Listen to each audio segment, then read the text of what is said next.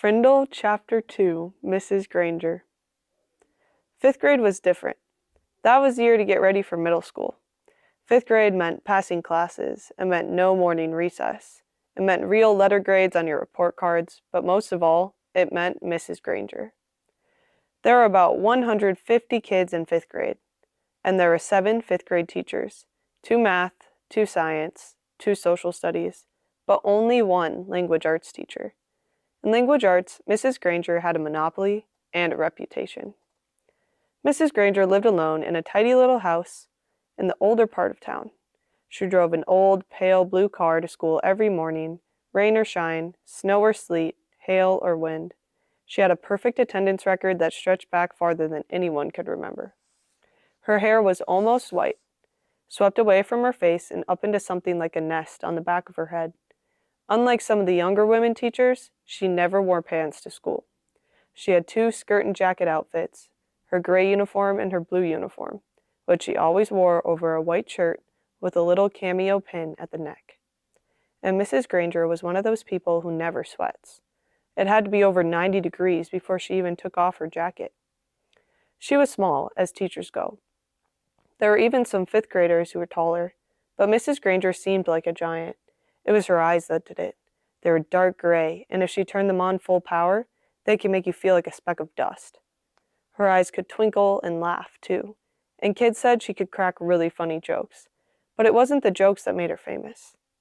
Everyone was sure that Mrs. Granger had X-ray vision. Don't even think about chewing a piece of gum within 50 feet of her.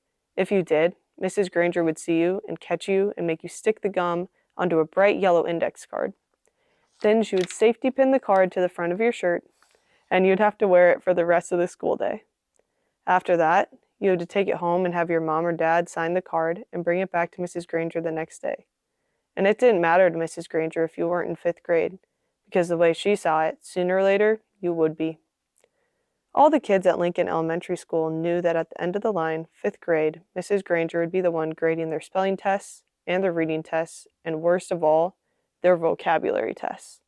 Week after week, month after month. Every language arts teacher in the world enjoys making kids use a dictionary. Check your spelling, check that definition, check those syllable breaks. But Mrs. Granger didn't just enjoy the dictionary, she loved the dictionary, almost worshipped it. Her weekly vocabulary list was 35 words long, sometimes longer. As if that wasn't bad enough, there was a word for the day on the blackboard every morning. If you gave yourself a day off and didn't write one down and look it up and learn the definition, sooner or later Mrs. Granger would find out, and then just for you, there would be 2 words for the day for a whole week. Mrs. Granger kept a full set of 30 dictionaries on a shelf at the back of the room, but her pride and joy was one of those huge dictionaries with every word in the universe in it. The kind of book that it takes 2 kids to carry.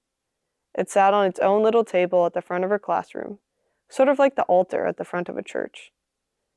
Every graduate of Lincoln Elementary School for the past 35 years could remember standing at that table listening to Mrs. Granger's battle cry, "Look it up! That's why we have the dictionary!"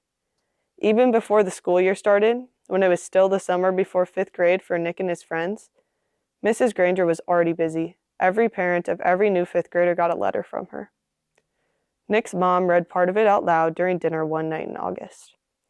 Every home is expected to have a good dictionary in it so that each student can do his or her homework properly. Good spelling and good grammar and good word skills are essential for every student.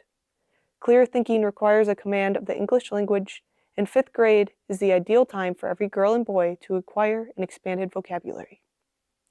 And then there was a list of the dictionaries that Mrs. Granger thought would be acceptable for home study. Mrs. Allen said, "It's so nice to have a teacher who takes her work this seriously." Nick groaned and tried to enjoy the rest of his hamburger, but even watermelon for dessert didn't cheer him up much. Nick had no particular use for the dictionary. He liked words a lot, and he was good at using them. But he figured that he got all the words he needed just by reading, and he read all the time.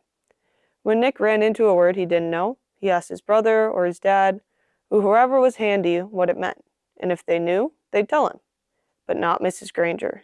He had heard all about her, and he had seen 5th graders in the library last year, noses stuck in their dictionaries, frantically trying to finish their vocabulary sheets before English class.